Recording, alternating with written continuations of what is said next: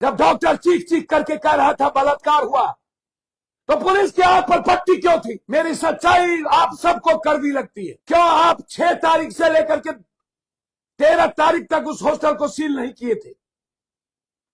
किसको बचाना चाह रही थी आपकी पुलिस और थानेदार? क्यों आप थाना प्रभारी को सस्पेंड नहीं किए? किसके कहने पर? आप लोग बेटी का सौदा करके खाते हैं। आप लोग से बड़ा गंदा कौन? लेकिन इससे पहले जवाब देना पड़ेगा पटना पुलिस को कि कौन कौन नेता के दबाव में आपने बेटी को बदनाम किया, उस परिवार को आप आत्महत्या करने पर मजबूर किए, उसके भाई उसकी मां को बदनाम किया, उसके बाप को बदनाम किया। आरोपी मौजूद है, डीएनए मौजूद है, सच मौजूद है। अब एक ही काम बाकी है डीजी साहब, सस्पेक्ट्स की पहचान, डीएनए सैंपल का मिलान और दोषियों को बेनकाब करना। कब तक हम लोगों की नजरें गिद्ध दृष्टि पड़ती रहेगी?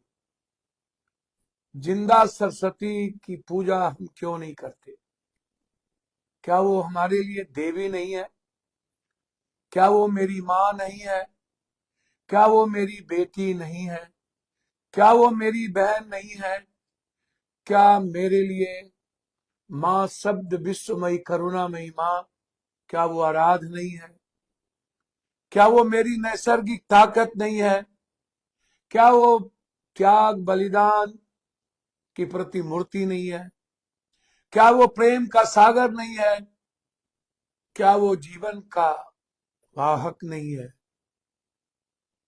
क्या ये खुशियों का संवाद नहीं है? हम कहां हैं? क्या कर रहे हैं? बिहार और देश के लोग अपनी बेटियों के प्रति, अपनी बहन और अपनी मां के प्रति क्यों पागलपन नहीं? क्यों क्यों इन नेताओं के भरोसे, इन सिस्टम के भरोसे अपनी बेटियों को छोड़ रहे? फिर मैं कह रहा हूं कि 2%, 3%, 5% सभी व्यवस्थाओं में अच्छे लोग, भले लोग होते, 1%, 0.1%। लेकिन ये जो पूंजीपति है, उद्योगपति है, ये जो पैसे वाले हैं, रसूखदार लोग हैं, दलाल है, माफिया है, पदाधिकारी है, बाबा है, चाहे किसी भी संस्था से जुड़ा हुआ लोग हो, चाहे वो नेता है, इनसे अपने परिवार को बचाइए। ये दरिंदा है, ये नरभक्षी है, ये रावण से भी खतरनाक हो चुका है। कंस ने तो मेरी मां को छुआ नहीं था, सीता को। सिर्फ अहंकार के कारण उन्होंने हमारे आत्मसम्मान को बेचा। मैं आपसे बार बार मैंने कहा है, मैं हॉस्टल के हर ऑनर से कहना चाहता हूं, मेरा कोई आरोप आप पर नहीं है। आप गर्ल्स के हॉस्टल में कैसे किसी लड़के को, किसी पुरुष को आप जाने की इजाजत देते? आपका बेटा कैसे जा सकता? आपका भाई कैसे जा सकता?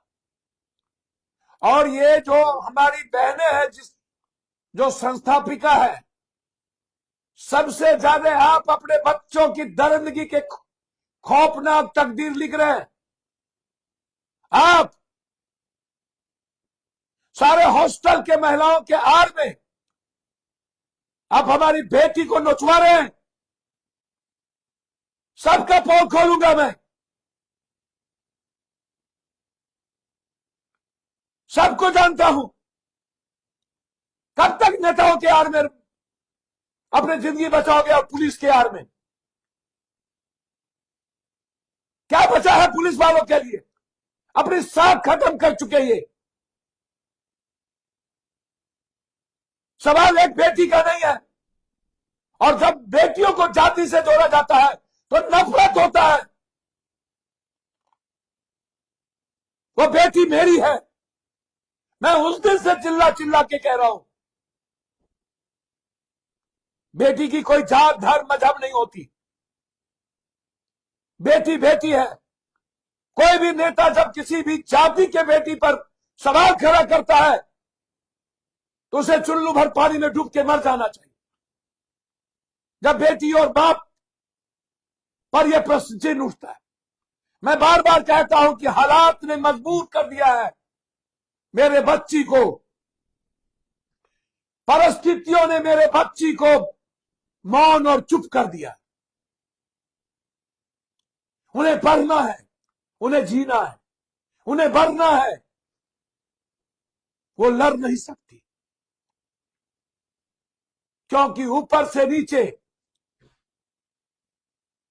वार्ड सदस्य से लेकर पंचायत समिति से लेकर पीएम राष्ट्रपति से लेकर की पूरी संस्थाएं, हीरो हीरोइन सब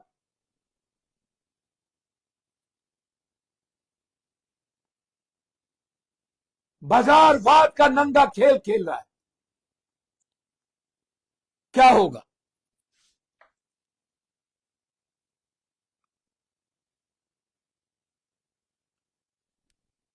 कौन जांच पर भरोसा करेगा? उस जांच की व्यवस्थाओं के साख पर सवाल खड़ा हो गया। डीजीपी साहब, आप मेरे भाई हो, मैं जानता हूं मेरी सच्चाई आप सबको कड़वी लगती है,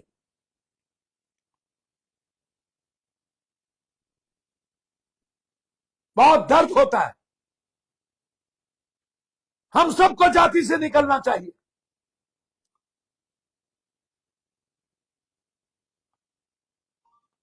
क्या कहेंगे आप? क्या जवाब देंगे? क्यों आप 6 तारीख से लेकर के 13 तारीख तक उस हॉस्टल को सील नहीं किए थे? किसको बचाना चाह रही थी आपकी पुलिस और थानेदार? क्यों आप थाना प्रभारी को सस्पेंड नहीं किए? किसके कहने पर? यह काफी नहीं था कि उसने फर्म लिया नहीं लिया? यह काफी नहीं था कि उसने 12 तारीख तक केस नहीं किया? आप करें तो ठीक, आप गलतियां करें तो कोई सुनने वाला नहीं, और गरीब करे तो आप उसको पास कर देते हैं। विपक्षी को पास करते हैं आप लोग, डराते हैं और फोन करवाते हैं, कुछ निकालो। मरता क्या नहीं करता? कौन डरेगा आपसे? लुटेरे, बेईमान, चोर, बेटी की सौदा करने वाली पुलिस और नेता, ये माफिया, कौन डरेगा आपसे? आप लोग बेटी का सौदा करके खाते हैं। आप लोग से बड़ा गंदा कौन? कौन जो बेटी की दलाली करे, जो बहन की दलाली करे? धृतराज से भी ज्यादा खतरनाक है बिहार। मुझे पब्लिक पर भरोसा नहीं। किसी के घर की बेटी सुरक्षित नहीं है। और हॉस्टल वाले सुन लीजिए, मैं सबको नहीं कहता हूं और सबको जानता हूं। यदि औकात और हिम्मत है तो रजिस्ट्रेशन कराओ, कराओ रजिस्ट्रेशन बेटी के, और एक एक जगह सीसीटीवी लगाओ और उसके मां बाप को उसका ये दो, अब एक्सेस दो, फोटेज दो, ताकि उसके मां बाप उसके एक्सेस को डेली देख सके, सुबह शाम दोपहर अपनी बेटी को देख सके। दो आप, है हिम्मत तो दो।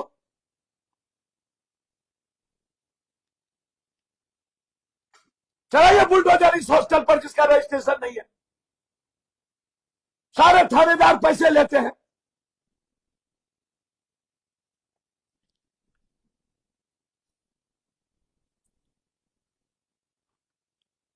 जब डॉक्टर चीख चीख करके कह रहा था बलात्कार हुआ, तो पुलिस की आंख पर पट्टी क्यों थी? हमारे डायरेक्टर ने साफ कह दिया, साफ, कि हमें कागज नहीं दिया गया और अधूरे कागज दिए गए। आरोपी मौजूद है, डीएनए मौजूद है, सच मौजूद है। अब एक ही काम बाकी है डीजी साहब, सस्पेक्ट्स की पहचान, डीएनए सैंपल का मिलान और दोषियों को बेनकाब करना। लेकिन इससे पहले जवाब देना पड़ेगा पटना पुलिस को कि कौन कौन नेता के दबाव में आपने बेटी को बदनाम किया, उस परिवार को आप आत्महत्या करने पर मजबूर किए, उसके भाई उसकी मां को बदनाम किया, उसके बाप को बदनाम किया। आप एक हत्या नहीं किए हैं, आप पूरे समाज की हत्या किए। और इन नेताओं से आग्रह करूंगा, ये बेटियों की लड़ाई और बेटियों की आवाज उठाना बंद कर दे। तुम लोग का चरित्र गंदा है, तुम जिसको टिकट देते हो वो बलात्कारी होता है। क्या लड़ोगे तुम? जो नेता उसके घर और बेटियों की बात करता है वो लड़ेगा, जो अपनी बेटी और अपनी बहन की इज्जत नहीं करता वो लड़ेगा, जो देश विदेश दुनिया में जाता है सिर्फ सेक्स करने के लिए वो लड़ेगा। कौन नेता लड़ेगा जिसका आचरण और चरित्र अमेरिका में डूबा हुआ हो, देश में, बंबई में और किस किस देश में डूबा हुआ? ये चरित्रहीन नेता लोग बकवास करते हैं। एसआईटी ने शुरुआत में दुष्कर्म को हल्के में क्यों लिया?